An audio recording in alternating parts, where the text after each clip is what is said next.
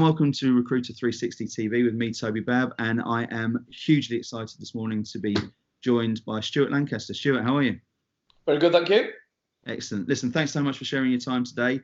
I'm massively excited. I've been looking at high performance now for years and watching your progress and your expertise in the subject that's taken you to the very peak of the rugby world, coaching first England and now over in Ireland and winning Pro 14s and getting to European finals and doing some amazing stuff. So just before we kick off, do you want to give us a little bit of background about your story and journey from school teacher to one of the most respected coaches in the world?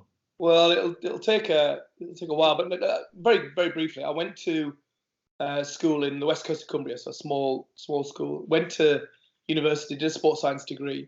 That then led into a PGCE, and as you say, I started PE teaching when I was 21 years old and taught in a local 11-16 comprehensive between the ages of 21 and 30. The game went professional. This is sort of through the 90s, really into the 2000s. The game went professional in 95, and I got an opportunity to become the academy manager as I was 30 at Leeds, my club where I played, and then did that for 5 years. Phil Davis, the head coach, resigned. I then took over as the head coach of Leeds Tigers, as was. We were in the Championship, got promoted in the Premiership. Then I joined the RFU as head of elite player development, 2007 to 2011. During that time, it's probably worth saying, I did my coaching qualifications, level 2, level 3. There was a level 5, which I managed to do when I was 32 years old. Yeah. And that was a lot more about leadership and management, and rather than technical and tactical rugby, to be honest. So I did the head of elite player development role with the RFU 2007 to 2011, and I was in charge of all the academies, international age grade teams, and coached England Saxons. And then 2011, Martin Johnson resigned after the World Cup, and I got the interim job during that Six Nations window. Won 4 out of 5 with a new team, changed a lot of things that we did, and got the head coach appointment, which was great, really. And obviously, the clock was ticking towards the World Cup in 2015. We had great wins along the way, some really gut-wrenching defeats, but the big thing was the World Cup, obviously, and unfortunately for me and the team and everyone else around it, that we didn't manage to beat the game we needed to win was Wales, which cost me my job, and a lot of other people. The chain reaction of me going meant a lot of other people left. Andy Farrell, who's now coaching Ireland. Yeah. Graham Round, who's now in Munster, ironically. Yeah. So then I was at work, obviously, and Leinster phoned in September 2016, and I'd done some consultancy work and a bit of coaching. Went to New Zealand and various other things, but I needed to get back in a full-time club, and I went to Leinster. And it's an easy commute from Dublin to Leeds, where I live. So I signed for that year. We lost in the European Cup semi-final and the Pro 14 semi-final. But then I re-signed for the next 2 years, and obviously previous year we won the European Cup final and the Pro 14, so we did the double, a bit like Saracens this year. Yeah. And then this year, obviously, as you've mentioned, we lost against Saracens in the final, but beat Glasgow in the Pro 14 final. So it's been a great move for me. I've just re-signed for the next 2 years. Kids are 19 and 18. My daughter's just left to go to Thailand yesterday. Oh, so, I saw some eyes. So she's arrived, actually, fortunately. Oh, good. And my son's 18. He's in the academy. So he's a decent rugby player. He's going to go to university and do coaching studies, fun enough. There you go. My wife, she still lives in Leeds, does boot camps, and she's happy with 2 dogs. She's replacing children with dogs. and a husband in Ireland as well. Oh, yeah, a remote husband. So look, one of the things you've been deeply involved in, I know, there's been the performance program as well, and been working with some of the most outstanding coaches in British sport, full stop, has been this whole concept of elite performance. I think it's a fascinating thing that goes from sport over to business. I know you've looked at this a fair amount yourself, that level 5 badge that you were talking about and course you were talking about, really focusing on the art of leadership and management and such like. With it being such a key subject at the moment, people talking about elite performance, I want to ask you a sort of very open question. What does elite performance look like? How do you measure elite performance?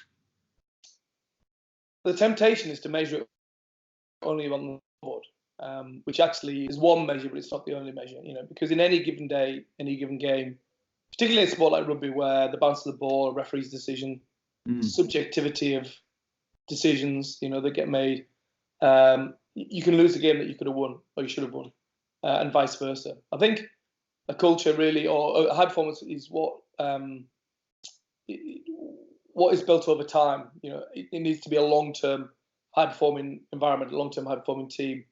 And people often say you get high performance and put culture at the end. I think it's the opposite. I think you get culture right first, and then you build high performance. So if you imagine a pyramid, the way I would go about creating high performance is the bottom layer would be the culture, then the identity. So the identity of the team or the organisation that you work for. What does it mean? What does the history of the organisation mean?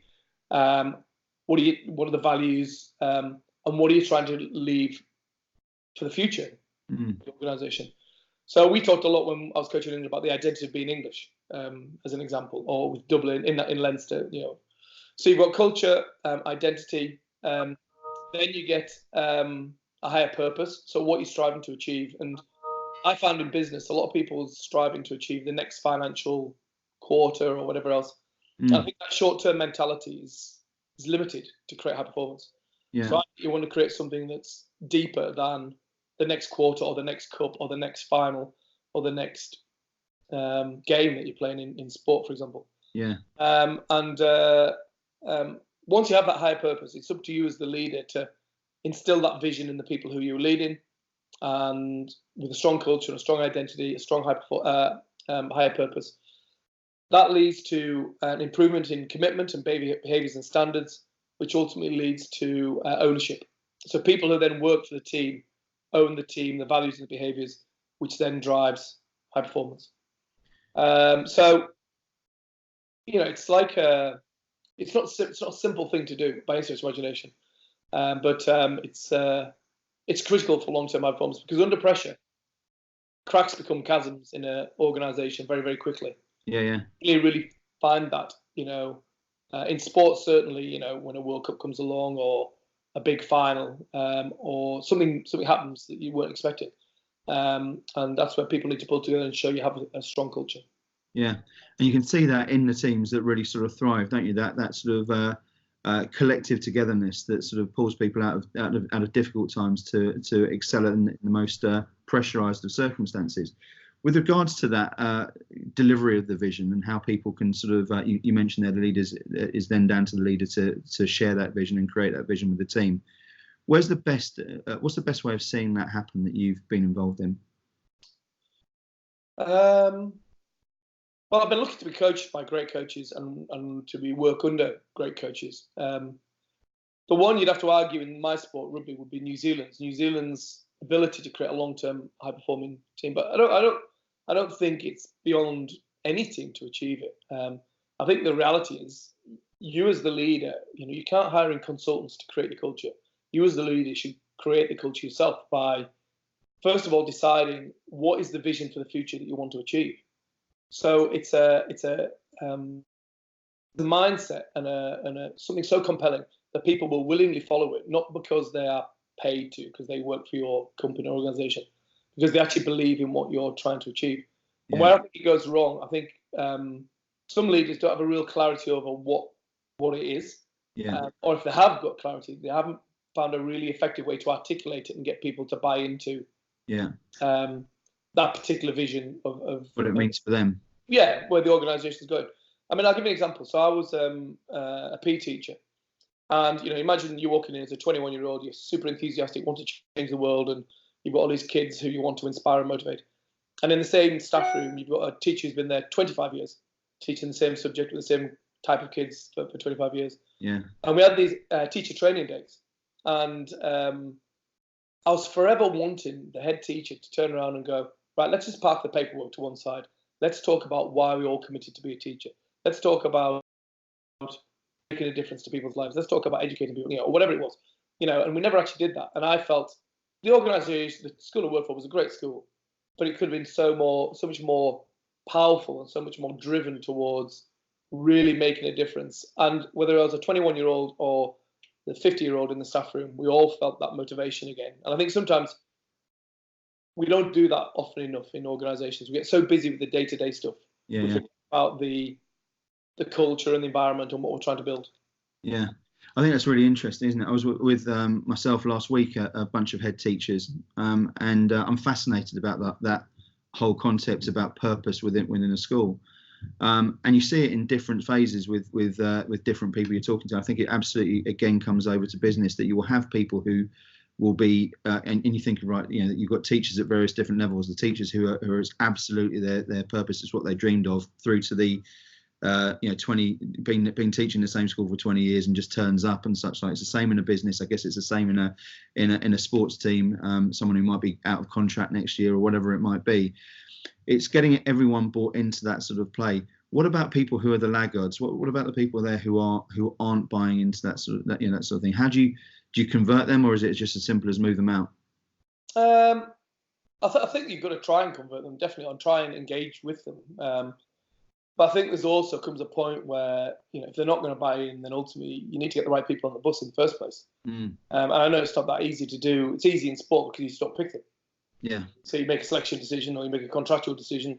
You know, if you've got someone in an organisation and they've got a contract, you know, it's not as easy to manage them out. But I think with good management, good leadership, good engagement, good one-to-one skills, good motivational skills, good communication skills, good connection skills, you know, someone's got to be a long way down the line not to buy something if you really, truly believe in it yourself and you spend time to try and engage them with it. And if they are that person, then they definitely shouldn't be in the organisation at all, because that one rotten apple will rot the barrel. Absolutely. Yeah. So there's a great book, Good to Great by Jim Collins, and right behind me on the shelf down here. I was fortunate to meet him, actually. Oh wow. And not mentored by him, but I've certainly spoken to him a couple of times now. I went to his office in Denver when we were on England. We had England World Cup training camp, and I had a spare day, so I thought, I think that Jim Collins is from Denver. So I picked up his book, got the email, sent the email through, blagged my way into his office, really. Yeah. Down with him for half an hour, which then became a 3-hour meeting. He brought all his staff in. I talked about what we were trying to do with England. And he says about getting the right people on the bus and getting the right people. That's what leadership. He also says about level 5 leadership, which is a blend of personal humility and will. Yeah. So it's not just will or personal humility; it's both. Yeah, and that sort of legacy afterwards was a really interesting part of that book, wasn't it? The sort of quiet leadership and making sure something's built to last there afterwards. I'm going to come back to that right people on the bus, because it's another thing which I've been banging on about in here for a long time, and it's obviously, you know, the nature of what we do. And I'm reading more and more at the moment about the importance of recruitment strategies in sport, and I think it sort of again goes out to business. You're talking here. Let's talk Premiership football, about people who will be spending millions and millions of pounds. In rugby, it's exactly the same. Salary caps. It's so important to get the right, the right people on those buses for it. And recruitment strategy, I think, is a word that you probably hear more in sport than in business, bizarrely. And people spend more time thinking about who they're bringing into, because there's only a certain amount of people you can bring in over the course of a year, right? So. Talk to me a little bit about how you look at recruitment strategies and how you select. Do you select on experience? Do you select on talent? Do you select on character? We select on character and talent. So if I go back to 2011, you know, there was a team that was coming to the end of their cycle, if you like. Yeah. Just because of their age profile, as much as anything else. You know, a lot of them were over 30 that went to the World Cup. So I wanted to rebuild the culture and start a new young England team, realising the clock was ticking towards 2015. And I think my selection decisions at the time were based on character and talent. I actually went for the A-grade character, B+ talent, rather than the A+ talent and the B+ or the B character. Yeah. To get it right to start with. Now I took a risk, obviously, because you need talent to win rugby games, but the talent I was picking wasn't poor talent. It was good talent, but great character. And it made such a difference to the start that we had and how we could build that momentum, and why I think England are still in a really strong place now going into this next World Cup. I think the other thing I would say was two other things. One, So I'm now at a club, Leinster, which is homegrown, really, in terms of talent. So 95% of Leinster's team is from Leinster, from Dublin. So they went to school in Dublin, they went to university in Dublin, they play rugby in Dublin, their mates are in Dublin, and they don't go anywhere else. So we only ever recruit 1 or 2 people to our organisation every year, because such is the strength of the identity, the strength of the promotion, the talent from within. And I think that should be true in any organisation. If you're really, really smart about the way you build your organisation, is that you bring in young, talented people, you grow them into the culture and the values of your organisation, and they become the future leaders of the team. That's the way I try and build a business. Now, I accept, in business, you might not necessarily have everyone born in a certain area and everyone doesn't come through, but that's the premise I would go. But also, if you are going to bring someone in, whether it be a player or a physio or a doctor or whatever, what amazes me sometimes in sport and in business is how little attention is paid to that recruitment process, and how people can brush over the really important things like personality, mindset, the type of behaviours they'll display under pressure. Really dig deep into those sorts of qualities. Yeah. And find out, and because you can shape the other stuff, you can shape the technical and tactical side of the game. You can shape someone in your world, I'm sure, to understand the technical part of the organisation. Yeah. You can't change the character really deep down. So I just think, in sport, sometimes I look at managerial appointments, for example, in football. Yeah. You just wonder how long have they spent actually thinking about this and planning this. It's almost reactive on a weekly basis. Then the next manager gets sacked, new manager comes in, and so the whole cycle repeats. Well, the statistics on tenure are incredible in that. Exactly. Whereas the reason a team like Leinster is at the top is because it's a homegrown team, good people, good character, good values, strong identity. And yet, yes, you might lose one game, you might lose against Saracens or whoever, but by and large, you'll win a lot more than you lose. Yeah. So that comes down to the whole concept of teamship and a team who are playing, absolutely together and for each other. And again, I guess what you're saying there is making sure that the people who are on that bus are people who really want to be there and want to be there for each other as opposed to just for themselves. Someone said something very interesting to me recently when they were interviewing, saying, right, if that person didn't have the experience that they had, would you still interview that? Would you still be hiring that person?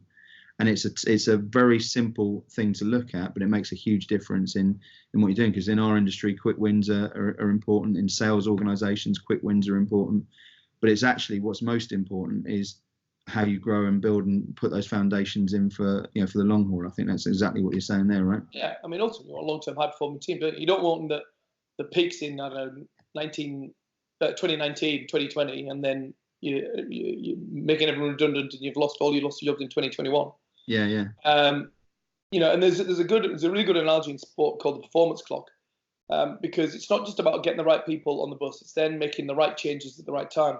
Yeah. So if you imagine the health of your team as a clock face, 6 is the team at the lowest point, 12 o'clock a team at its highest point, and we're moving around this clock various times. So if you're a young company business team on the up, then you're 8 o'clock, 9 o'clock, 10 o'clock, 11 o'clock, you're reaching your peak.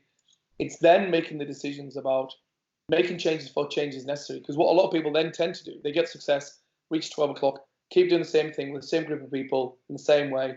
Meanwhile, the opposition or the businesses that are your competition who are competing against you, they're up learning from you, getting ahead of you.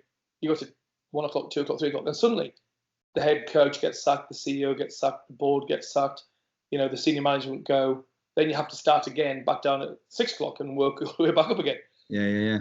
The trick is on the performance clock is when you are on that upward curve is to make sure that you keep very, very aware of making change before change is needed.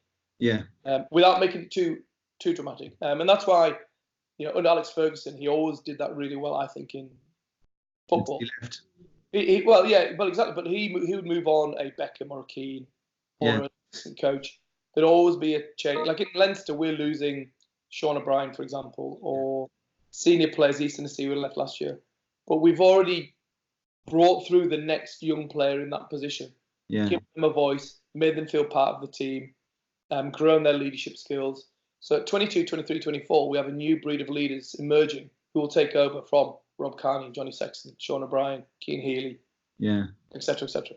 I think that's really interesting, actually, because people worry a lot about churn in business. In the recruitment industry, it's huge, and it's way too big because of selection, in my opinion.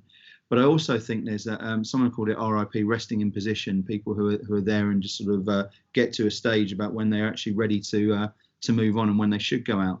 I think sport sometimes, the best teams will have that almost lack of emotion about making sure the right time is ready to move players on and bring that next generation through. So you have a meritocratic, organic growth in the company, and not be panicked all the time about seeing people move on from a company who probably gets that level where they're ready to now do something else and have served their, done their job for that right size of a business that scales at the same sort of time. There's a great book called Hunger in Paradise by a guy called Rasmus Ankerson, who wrote The Goldmine Effect. So I think you probably I've done a talk with him, actually. Did you? Yeah, he's a great guy. And that Hunger in Paradise thing, I think, is a very interesting point about companies who reinvent, like Lego and SAP, who've reinvented their proposition against your Nokias and Blockbusters, who sort of didn't react to competition and saw ahead of that. But something that comes into my head a lot about this is sort of over-engineering positions. And when I look at high performance, one of the things that keeps coming back is, I've spoken to people in the SAS about this, and elite performance is effectively the simple things done really, really well. And when you look at training elite performance, it is just the best people in the world do the simple things the same as everyone else, but just do them to the highest possible level more consistently than other people. So with this sort of counteracting balance of the need to evolve alongside the need to do the basics of something really, really well, how does that coexist? Or it does 100%. I mean, it is all to do with the way in which you train. In a sport like rugby, I would say your habits are, there's a quote, you don't rise and fall to the level of the opposition, you rise and fall to the level of your training.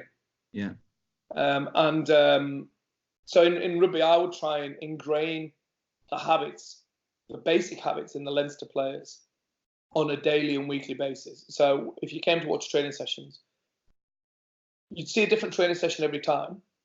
You'd see pressure, you'd see intensity, you'd see challenging decision making, you'd see some failure, you'd see a conditioning element.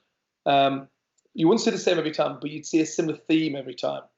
Because what I'm trying to do, I'm trying to grow the team and their understanding and their ability to make decisions under pressure at the highest level. Now, obviously, depending on the level of the players, is how hard you challenge them within the context of the training session.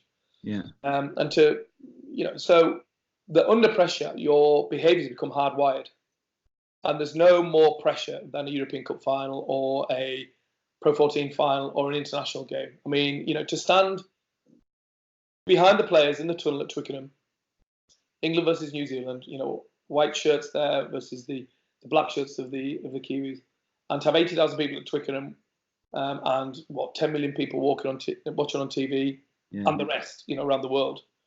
That is true pressure. And you have to deliver skills and decision making with the physicality that comes with the game. So the only way you can do that is to make sure you're training in the way in which you build your habits. Are hardwired, and what I often see in some teams is that's not been done well enough. So that under pressure, that New Zealand England game, or I don't know, in your world, a big quarter, a big presentation, a big week, and suddenly all the old habits kick in, fail to deliver what you needed to deliver. So you need to look back to not the people, but you need to look back at the leadership and the training and the way in which you developed your habits, your organisation. So you deliver under pressure. I think that's really interesting, isn't it? Because continuity is probably the most frustrating thing in any sales organisation. It's what we hear. We place a lot of sales teams, we place a lot of salespeople. I've been working in it for 20 plus years now to see it, and the roller coaster of a sales organisation is is, for 3 weeks you can be absolutely hot, and then at the last week of the month or the first week of the month you're under par of where you need to be to set the standards of where you want to go, and it spreads. You talked about rotten apples beforehand. Performance spreads as well through a team. If someone's down, very quickly people around them can get in exactly that same sort of position, and I think that train to win, to put training under pressure. You speak to hostage negotiators and how they train company CEOs for these sort of circumstances, and they make it a lot more difficult than the scenario. I remember saying it's done that. It's not the intensity of the motivation; it's the stamina in the motivation that defines the winning teams. Tell me a little bit more about that. So we all want to win the big game. There's no problem motivating Leinster to play against Glasgow in the Pro 14 final, or England to play against whoever. It's when Leinster have got to go down to Dragons or down to Treviso, or it's a Friday night and it's pouring down at the RDS, and we've got a game that the players perceive in the mind that think they should win. That's when you really need to deliver in those games. And so if you imagine a graph and you've got motivation, on a vertical axis.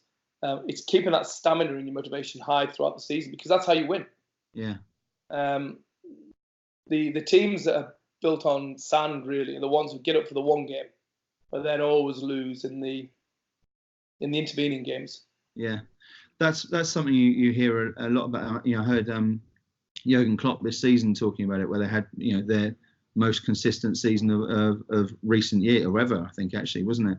And when you looked at it, he talked about wanting to drive that whole mentality of making sure that the stupid home games against a lower half team were won, as opposed to a draw or whatever it might have been. And I think that sort of real focus in on that focus on consistency is another sort of pillar of elite performance. Yeah, exactly. It's having the mental toughness and the resilience to keep going, on a daily basis for 365 days a year. That's the reality of it. If you were to pick someone who would help drive that for you, if you were to say, right, look, this is the ideal makeup of an elite performance individual who you wanted to bring into your team, what would that individual look like? Well, they'd have great charisma, personality, great values, very good technical knowledge. They'd be honest. They'd have an element of inspiring personality. It doesn't have to be, Churchillian. Yeah. They have to have great resilience, mental toughness, stamina in the motivation, and the ability to. It happens in sport all the time. Because let's say, I'll give you an example. So we lost against Saracens in the European Cup final. To say it was devastating was an understatement. We wanted desperate to win the fifth star for Leinster. We lost 10-0 up. We lost. So now it's Sunday. We've flown back to Dublin, and on Monday we've got a team review to go through the learnings from that game, and then I need to turn the page because we've got Munster on Saturday in the semi-final of the Pro 14. Our biggest rivals, who've waited, not played at the weekend, who've waited 2 weeks preparation to play us. We've run emotional down. The players who are disappointed with their own individual performances, were disappointed as a group to have lost. So what you've got to do, you've got to, as the leader, you've got to take the lessons that you've learned from what hasn't gone well. The easy thing to do is say, oh, listen, that's too painful to talk about. Let's just move on to Munster. But that's the opposite of what we did do. What we do is we take the lessons from the failure. We learn about it. We talk about it. I have individual meetings with key players. I had a meeting with a young leadership group who I said, how can we learn from this? Because you're going to have finals in the future. What would you do differently? Here are my thoughts. Lots of meetings before the big meeting. But in the big meeting, everyone's in the meeting, not just the 23 players, the rest of the squads, that's another 25 players. All the academy are invited in, all the management are invited in. So everyone can learn from the defeat. And then, as the head coach, if you like, as the leader, I'm trying to then change the mentality from failure to motivation to success. And it happens on a weekly basis in sport. And you have the book, Black Box Thinking, talks about learning from failure.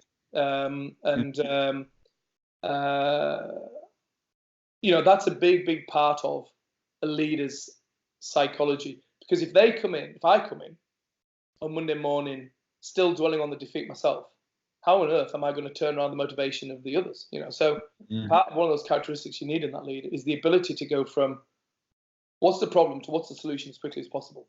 Yeah. Because there's another quote. It was Arsene Wenger that said it. The face of the head coach is the mirror of the health of the team.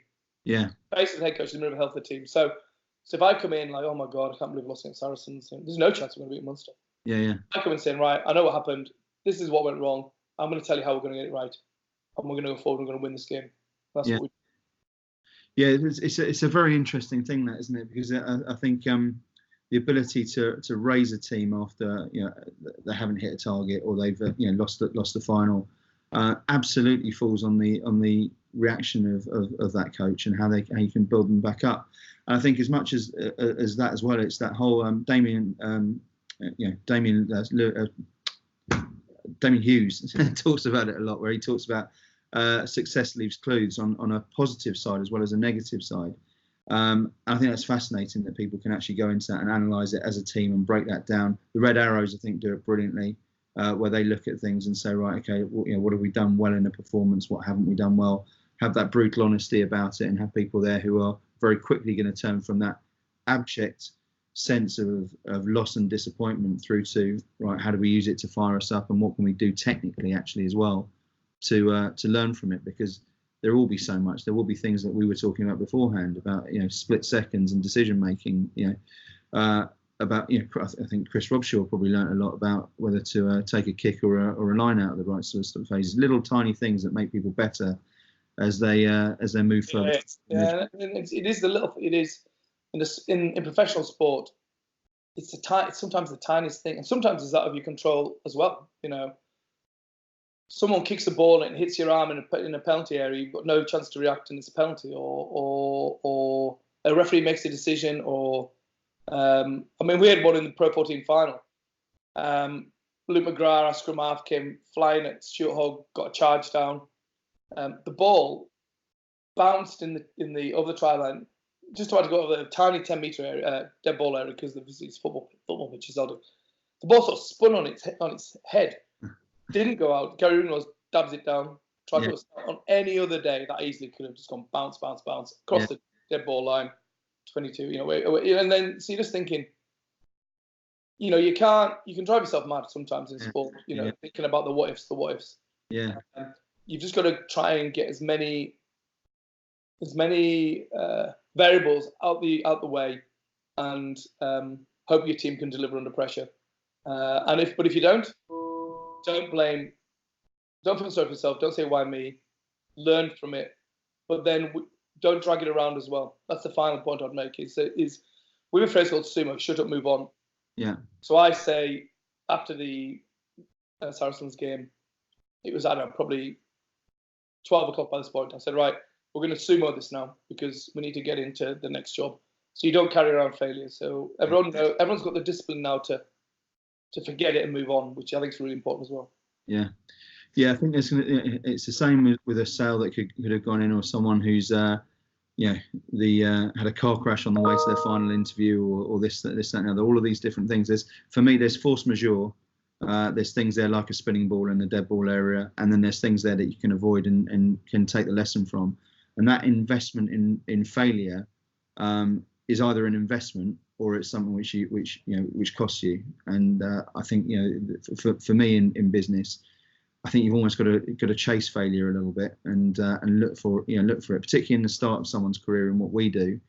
And once they've taken that sort of stuff on, how are they going to learn from it and not make that same mistake again to get the battle scars, which everyone needs to be really successful. Listen, we've flown through so much time. I could be speaking about this all day to you. So I know you've got things.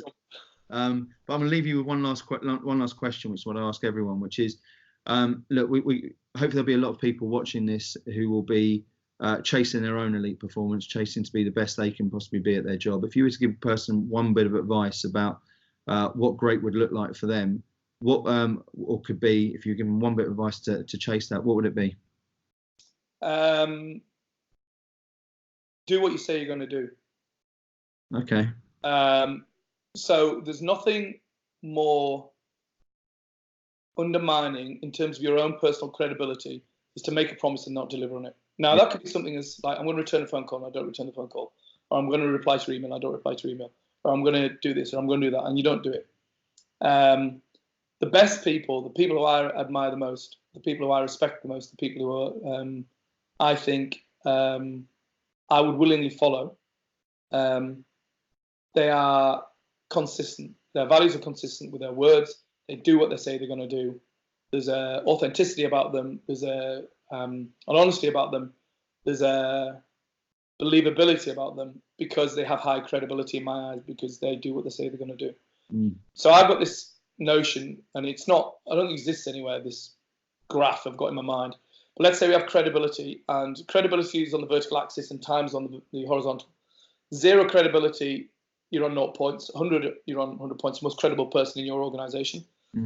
So people talk about, can a young player, can a young coach, can a young person come into your organization without a track record of success and be successful? I would say 100% yes. So let's say they don't have a successful track record, but they're a young person entering your team and they're on 20 out of 100 credibility because they're young, you know, they're just getting going. But let's say they hold a first meeting and they do that really well. Then they say they're going to prepare a paper and they do that really well. Then they say they're going to give you a ring and they give you a ring. And let's say they do this well and that. Gradually, in your mind, subconsciously, you're giving them points. 20 becomes 21, becomes 22, becomes 25, becomes 30, becomes 40. And suddenly there's a promotion that comes up and you think, actually, this person really will be worth it.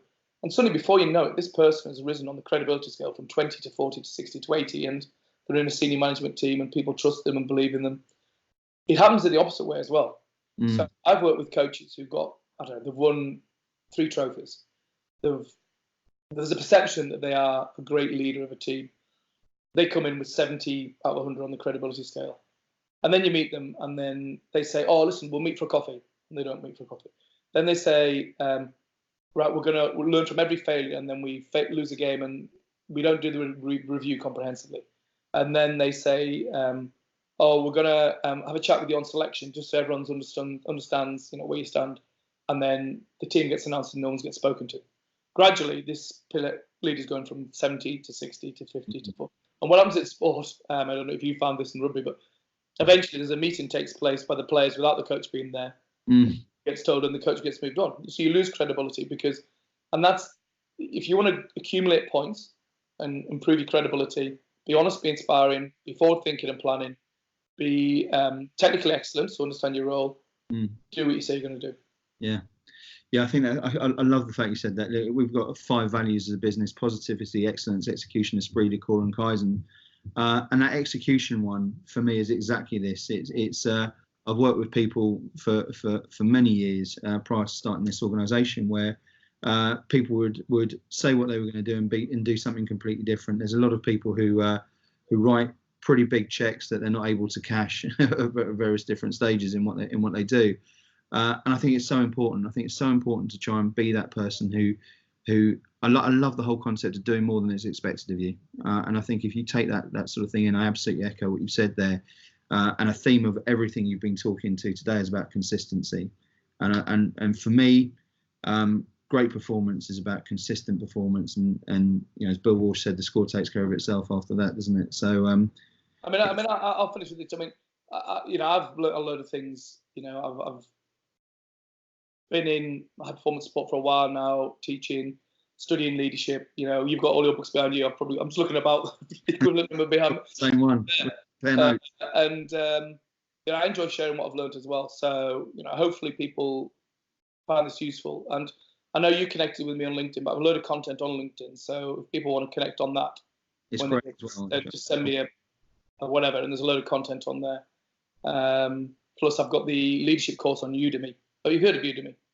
I saw you put it up the other day, and I wanted to talk to you about it as well. Yeah, it's udemy.com, and it's a portal where people can put their own.